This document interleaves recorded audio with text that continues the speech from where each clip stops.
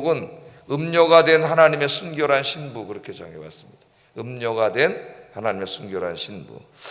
자, 이 16장은 교회에서 공적으로 읽혀지기도 어렵고 또 설교되기도 쉽지 않은 본문입니다. 어떤 목사님이 이제 강의 설교를 하지 않고 내가 한 본문을 택해서 설교해야지 그렇게 본문을 택한다면은 16장은 아마 택할 수 있는 사람은 없을 거예요. 특히 어린이용 성경에는 에스겔 16장이 나오지 않는 성경이 많습니다. 우리가 지금 읽은 것처럼 어린아이들이 이 말씀을 듣고 수용하기에는 아직 좀 힘들지 않나, 그런 지혜를 발휘해서 어린 성경에서는 생략된 곳이 많을 정도로 굉장히 사실적이고 적나라하게 다 표현을 하고 있어요. 성경에 이런 내용이 있다고 하는 것이 상당히 놀라울 정도입니다. 거룩한 성경, 하나님의 말씀에 이런 내용을 이렇게 사실적으로 이렇게 적나라하게 하나님이 다 말씀하게 하셨어요.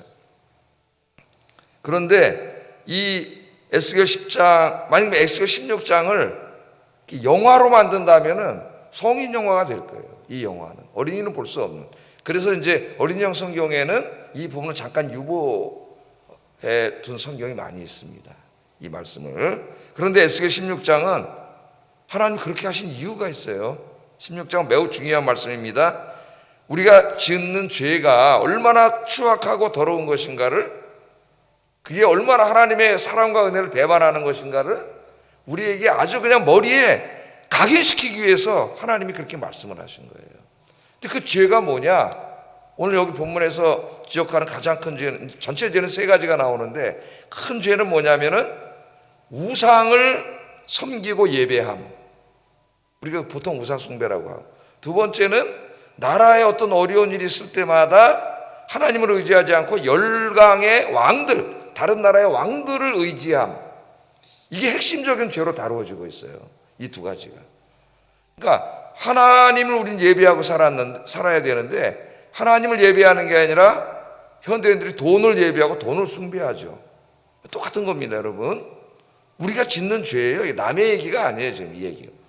또 하나님을 의지하고 하나님과 가장 친밀한 그런 관계를 갖고 교제를 나누며 살아야 되는데 그게 하나님이 아니라 다른 대상일 때, 내가 친밀하게 교제를 나누고 의지하고 사는 게 하나님 아닌 다른 대상일 때, 이 두 가지인데 이 두 가지를 우리는 별로 아무것도 아닌 것처럼 생각하고 그냥 수시로 행하는 죄일 수 있는데 오늘 본문을 읽으면 깜짝 놀라게 돼요.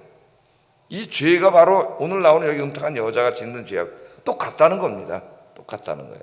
그걸 오늘 이 말씀이 이야기해 주고 있어요. 그래서 오늘은 이거를 깨닫게 해 주시려고 하나님이 이걸 다 그냥 사실적이고 적나라하게 기록하게 하셨어요. 자, 먼저 14절까지는 하나님이 베풀어 주신 은혜에 대한 말씀이 있습니다. 재미있는 동화 같은 이야기로 시작을 하고 있어요. 1절부터 14절을 보면은 어느 나라에 한 왕이 있었다, 이렇게 말하죠. 왕이 어느 날 길을 가다가 탯줄도 채 끊겨지지 않은 채 버려진 핏덩이 아기를 발견했다, 이렇게 이야기를 합니다. 그 왕이 그 여자아이를 불쌍히 여겼습니다. 그래서 왕궁으로 데려다가 다 목욕을 씻어줬고 그 핏덩이 피를 다 씻어주고 몸에 기름을 발라주고 그 다음에 왕이 왕궁에서 정성을 다해서 키웠다 그랬어요. 이제 아이가 크면서 아름다운 실로 수놓은 값비싼 옷을 입혔고 최고급 물돼지 가죽신을 신기고 최고로 키운 거죠. 값비싼 폐물을 주었고 손목에는 팔고리를 끼워줬고 코고리와 귀고리를 달아주었고 화려한 왕관을 머리에 씌워주었다. 금과 은으로 장식된 옷을 입혀주었고 최고급 음식을 먹도록 하였고 결국에는 자기의 왕비로 삼아줬다. 핏덩이 버려진 아기를 씻어다가, 그 얘기죠. 14절까지가. 그러니까 여기 왕은 벌써 누구라는 거 알 수 있죠. 하나님이시고 이 핏덩이 아기는 저 애굽에서 노예 생활하던 이스라엘이라는 거를 여기까지는 우리가 쉽게 알 수가 있습니다. 13절 한번 읽어보겠습니다. 시작.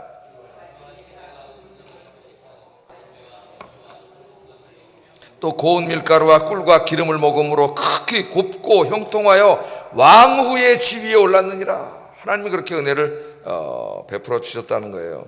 14절을 읽으면은 내 화려함으로 말미암아 내 명성이 이방인 중에 퍼졌음은 내가 내게 입힌 영화로 내 화려함이 온전함이니라. 나 주 여호와의 말이니라. 하나님이 베풀어 주시는 은혜, 이스라엘에게만 베풀어 주시는 은혜가 아니라 우리에게 베풀어 주시는 은혜입니다. 세상에서 죄짓고 살던 피덩이 같은 우리들, 아무 보잘것없는 버려지는 우리들을 사랑하셔서 하나님의 자녀 삼아주시고, 또 오늘 비유로 하면 또 하나님은 남편이고 우리 신부로, 우리를 신부 삼아주시고 하나님의 거룩한 신부로 삼아주시는 은혜, 그게 하나님 우리에게 베풀어 주시는 은혜죠. 은혜. 이런 은혜를 입었으면은 어떻게 살아야 되겠어요, 여러분? 은혜에 보답하는 삶을 살아야죠. 하나님이 나에게 베풀어 주신 은혜에 보답하는 삶을 살아야 되고, 정말 어떤 왕이 그렇게 해줬다면은, 그래서 왕비가 됐다면 그 왕 남편의 은혜에 감사하면서 살겠죠, 평생을. 그런데 이제 그 다음부터 그렇지 않다는, 이 얼마나 여기까지는 아름다운 이야기입니까? 그런데 이 동화 같은 아름다운 이야기가 갑자기 음란하고 더러운 성인 영화로 바뀝니다. 15절부터 이 여인이 왕의 은혜를 배반하고 바람을 피우기 시작합니다. 남편이 아닌 다른 남성들과 음행을 저지릅니다. 그런데 이 여인의 바람기는 한 사람에게 국한되지 않고 여러 남성들과 바람을 피웠다고 하나님이 얘기하고 있어요. 그러니까 그 남편의 사랑을 배반하고 뭐 부족한 게 없잖아요. 근데 음탕해. 그래서 여러 남자들, 한 남자도 아니에요, 여러 남자들과 음란한 행위를 했다면은 그 사람의 죄악이 얼마나 추악하겠어요. 한번 그런 사람이 진짜 있다면은. 그런데 이스라엘이 그렇게 살았고, 이 지금 말씀대로 살고 있는 현대 그리스도인들이 그 여자랑 똑같다는 거예요, 하나님이. 15절 읽어보겠습니다. 시작. 내 명성을 가지고 행음하되 지나가는 모든 자와 더불어 음란을 많이 행함으로 내 몸이 그들의 것이 되도다. 이스라엘 역사를 한번 생각해 보세요. 저 애굽에서 노예 생활에 돈도 못 받고 국고성 짓느라고 거기 가서 그냥 계속 밤새도록 밤늦게까지 일해야 되는 그런 노예 생활을 하고 있는데, 그 핏덩이 같은 버려진 그들을 하나님 불쌍히 여기시고 구원해 주셔서 가나안 땅에 살게 하시고, 그 다음에 그 솔로몬 다윗 때는 얼마나 하나님 복을 많이 주셨어요, 그 민족에게. 그렇게 복되게 하나님 살게 해 주셨는데, 그러면 그들이 더 하나님의 은혜 감사하고 기뻐하면서 하나님을 잘 섬기고 예배드리고 기도하면서 하나님 의지하고 살아야 되는데, 가나안 땅에 들어가서 어떻게 했어요? 여러 민족이 섬기는 그 수많은 우상들을 다 섬기고 살고, 또 다른 나라가 쳐들어온 전쟁이 일어나거나 국가가 어려워지면은 그 하나님 의지하고 살면 되는데, 기도하고 계속 애굽에 가서 의지하고 아수르를 의지하고 바벨론을 의지하고 계속 이렇게, 그게 이제 다른 남자에 가서 행음하는 거랑 똑같다는 거예요. 다른 우상 섬기는 것도 그거 다 행음하는 거, 영적인 간음이라는 거예요. 영적인 간음, 이게 똑같다는 거예요. 하나님 그렇게 책망하십니다. 자, 세 가지 아까 지적했다 그랬죠. 가나안의 다른 신들을 섬기기 시작했고, 하나님보다 주변의 열강들과 더 친밀하게 지내고 더 의지하기 시작했고, 세 번째는 자신의 욕심을 채우기 위해서 하나님의 말씀에 불순종했습니다. 그게 이제 하나님보다 세상의 돈을 더 사랑하게 되는 거예요. 돈도 여기 들어가는 거예요. 돈도.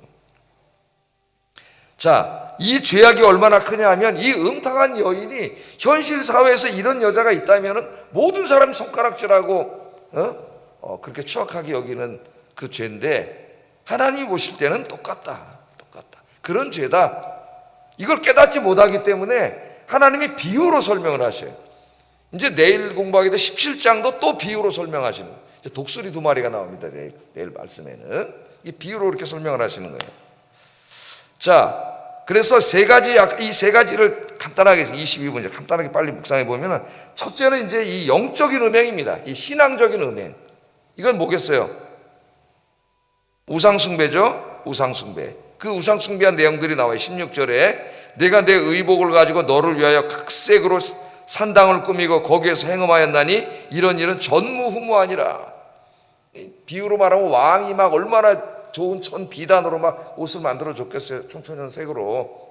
그걸 다 해가지고 막 산당을 막 만들어내 꾸몄다는 거예요. 여러분 무당집 들어가면 막 청천연색으로 막 데이트 그런 걸 생각해 보면 되겠어요. 뭐 똑같지는 않겠지만은 산당을 막 그렇게 만들어서 결국 뭐예요? 하나님이 주신 것들로 우상 섬기는 데다 쓴다는 거예요. 그게 똑같은 얘기입니다. 비유로. 또 기가 막힌 일이 있는데 17절에 보면은 내가 준 금, 은, 장식품으로 너를 위해 남자 우상을 만들어서 행음했다래요. 그러니까 금과 은과 왕비 비유에서 나오듯이 이 많은 보석을 줬는데 그것들을 뭐 하고 있어요? 남자 우상을 만들어 가지고 그걸 신으로 섬기고 음행을 오만다. 이게 두 가지 의미가 다 있어요.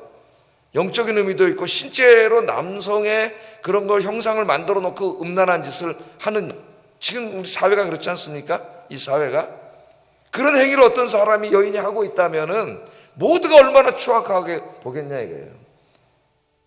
하나님 떠나서 우상 숭배하는 것, 하나님보다 어떤 것을 더 숭배하고 더 예배하고 더 가치 있게 여기고 하는 그 행위가 이것과 똑같다. 이게 이스라엘 얘기만을 우리에게 알려주시겠습니까? 하나님이 이게 2000년 훨씬 전에 이스라엘의 얘기를 우리가 알아서 뭐 하겠어요? 이게 우리의 이야기이기 때문에 하나님이 계속 인간에게 반복되는 이야기이기 때문에 하나님이 우리에게 말씀하고 있는 것이죠. 그래서 현대인들은 어떤 분들은 아파트가 우상해. 아파트가 우상. 아파트를 숭배하고 아파트를 예배하고 그러고 살아요. 그래서 이 아파트가 우상이 돼가지고 아파트 평수 늘리고 맨날 그죠? 그런 데만 관심이 있고 그렇게 어리석게 살아가는 사람들이 있습니다. 또 어떤 사람들은 자기 자신의 행복이 우상이에요. 자기 자신의 행복을 숭배하고 그걸 예배하고 살아요.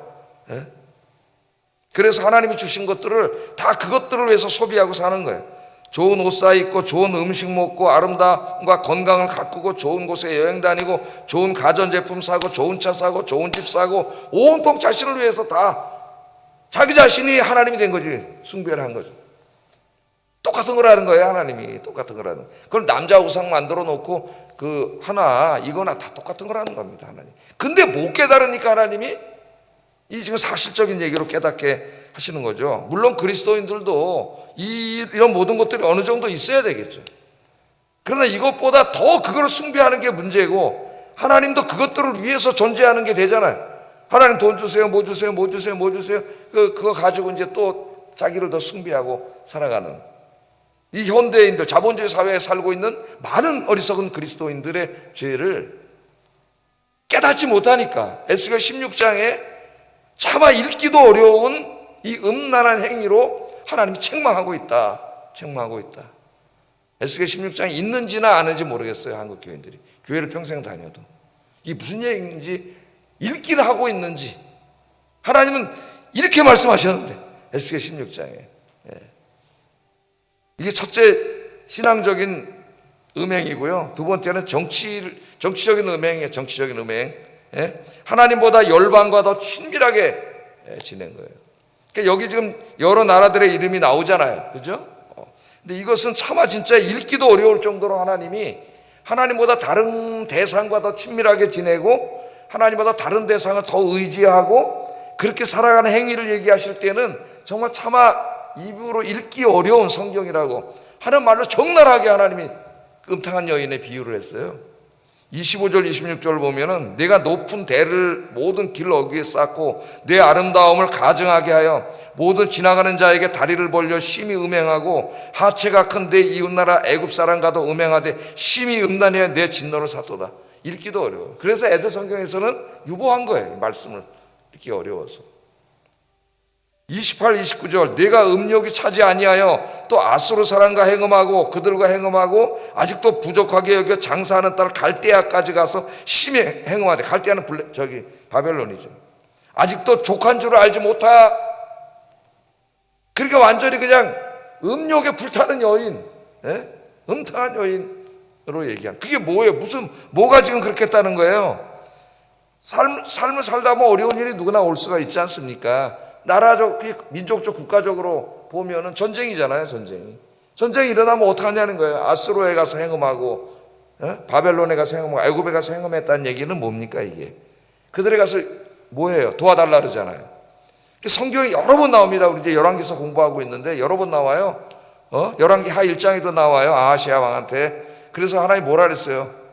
너희 나라에 여호와 하나님이 없어서 바알세붑이라는 신에게 물으러 가느냐. 하나님 참만 하시잖아요. 선지자를 보내서. 하나님이 없어서. 여러분, 이 사람들은 하나님과 친밀하게 지내고 하나님 남편이시잖아요. 비우지만은 남편이시고 하나님과 그러므로 어떻게 해야 돼요? 하나님만 의지하고 살아야 되잖아요. 여러분이 생각을 한번 해보세요. 여러분 배우자가 있는데 좀 어려운 일이 있어요. 근데 자기 남편에게 얘기하지 않고 어디 가가지고 옛날에 친하게 지내던 남자친구 만나가지고 맨날 만나서 거기 가서 자기 어려운 일 다 토로하고 거기 가서 눈물 흘리면서 이야기하고 또 만나고 데이트하고 그러면 그거 어떻게 되겠어요? 그 결혼이 유지는 되겠습니까? 어떻게 되겠어요? 네? 그리고 선도 넘는 행동을 하고 그럼 어떻게 되겠어요? 그가 똑같다는 거예요. 지금 이게 똑같아. 여러분 누구랑 가장 친밀해야 돼요? 하나님과 가장 친밀해야 돼요. 그러면 우리 가장 중요한 시간들을 누구랑 가장 많이 보내야 돼요? 하나님과 가장 많이 보내야 돼요. 그게 뭐 하는 거예요? 예배드리고 기도하고 말씀 묵상하고 그렇게 사는 거 아니겠어요 여러분? 예? 그런데 다른 데 가서 더 의지하고 다른 것과 더 친밀하고 그렇게 사는 대상이 있다면 그렇게 내가 살고 있다면 이거 다 똑같은 거라는 거예요. 근데 못 깨달아 사람들이 별로 죄의식도 안 느끼고 그렇게 살아요. 그러니까 하나님이 지금 읽기도 어려울 정도의 이 말씀으로 적나라하게 사실적으로 얘기해 준 거예요. 하나님 앞에 이게 큰 죄라는 거 우리 알아야 됩니다 여러분. 하나님이 그렇게 말씀을 하셨어요. 세 번째는 경제적인 면입니다. 경제적인 면인데 하나님께서 이제 많은 걸 주셨죠. 주시면서 뭐라 그랬어요? 율법에 네 이웃을 네 몸과 같이 사랑하라 그랬습니다. 내가 너에게 준 돈이 다 네 게 아니라는 거예요. 하나님이 잠깐 맡겨놨을 뿐이에요. 더 좋은 데 쓰라고. 근데 이 사람들은 하나님보다 돈을 더 사랑해. 그러니까 하나님 말씀 순종을 안 했다는 거예요. 그래서 그 죄를 지적하는데 소돔과 고모라 그러면 죄악의 대명사잖아요. 그죠? 소돔과 고모라의 죄악을 이야기한 다음에 이보다 훨씬 더하다. 훨씬 더하다. 49절 50절 한번 읽어보겠습니다. 시작. 음식물의 풍족함과 태평함이 있음이며 또 그가 가난하고 궁핍한 자를 도와주지 아니하며 거만하여 가증한 일을 내 앞에서 행하였음이라. 그러므로 내가 보고 곧 그들을 없이 하였느니라. 소돔과 고모라보다도 더 악하다는 거예요. 51절에 보면 내가 그들보다 가증한 일을 심히 행하였다는, 심히 그들보다 더 많이 했다. 그 정도만 해도 많이 한 건데 심히 많이 했다. 심히 많이. 내 모든 가증한 행위로 내 형과 아우를 의롭게 하였느니라. 그걸 가증한 행위라 그래. 가증한 행위. 예? 하나님이 주셨는데 자기만을 위해서 벌고 모으고 쓰고. 근데 하나님 어떻게 하래? 이웃을 사랑하라 그랬는데 아까우니까 하나님보다 돈을 더 사랑하니까 하나님 말씀 무시해버리는 거죠. 그렇게 사는 행위도 영적인 음행이라고 하나님이 이야기하십니다. 영적인 음행으로 하나님이 간주하셔요. 그러니까 어떻게 살아야 돼? 그리스도인들이 가난한 사람 나누면서 살아야죠. 자기 거 욕심 부리고 모으고 자기만을 위해서 이렇게 사는 것은 그렇게 살지 말라고 말씀하신 하나님의 말씀을 어기는 것이고 그건 결국 하나님을 어기는 것이고 그게 다 이 음행이라고 하는 영적인 음행이라고 하는 세 가지를 하나님 이야기하시는데 우리는 깜짝 놀라는 게 이 이야기가 지금 비유로 나오는 그 음탕한 여인의 죄는 용서받을 수 없는 정말 추악하고 더러운 죄인데 우리는 우리가 아무렇지도 않게 여기고 매일 행하는 이 삶을 하나님 바로 그 죄에다 여기고 있다는 거, 그 죄로 여기고 있다는 거, 이걸 우리가 모른다는 거고. 우리나라 그리스도인 중에 정말 에스겔 16장 아는 사람이 있을까요? 몇 명? 몇 명이나 있을까요, 여러분?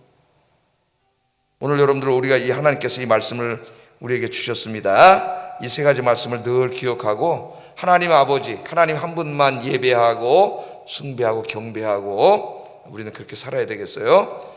남편이신 하나님보다 더 친밀하고 더 의지하는 대상들은 다 없애버리고 하나님과 가장 친밀한 시간을 갖고 하나님 의지하고 사는 여러분들이 되시기를 바랍니다. 하나님보다 돈을 더 사랑하시는, 그래서 하나님이 주신 것들을 하나님이 기뻐하시는 대로 쓰시는 여러분들 되시기를 주의 이름으로 축복합니다. 우리가 그렇게 산다면은 하나님은 우리를 깨끗하고 순결한 신부로 여겨주실 거예요. 순결한 신부.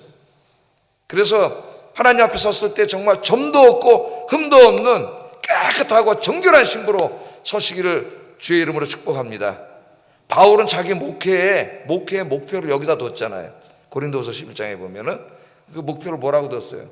내가 너희를 정결한 처녀로 예수 그리스도 앞에 중매하기를 원하노라. 그러니까 내가 목회를 해서 말씀으로 잘 가르쳐가지고 성도들이 이런 죄를 짓지 아니하고 이 말씀대로 사는 깨끗한 주님의 신부로 그렇게 마지막 주님 앞에 설 수 있도록 내가 목회를 하겠다. 바울이 그렇게 얘기했잖아요. 저의 목회 목표가 돼야 되겠다. 그런 생각이 듭니다. 하나님 보실 때 항상 여러분 보시고 기뻐하시고 순결한 신부로 여기시고 여러분 사랑하시는 주님의 자녀가 되시기를 주의 이름으로 축복합니다. 기도하겠습니다. 우리 마음에 있는 모든 영적, 정치적, 도덕적 음행들을 다 끊어버리고 하나님의 신실하고 순결한 신부로 살게 하소서. 이 세상에 그 무엇보다도 그 누구보다도 하나님을 더 사랑하고 하나님과 더 친밀한 삶을 살게 하소서. 기도하겠습니다.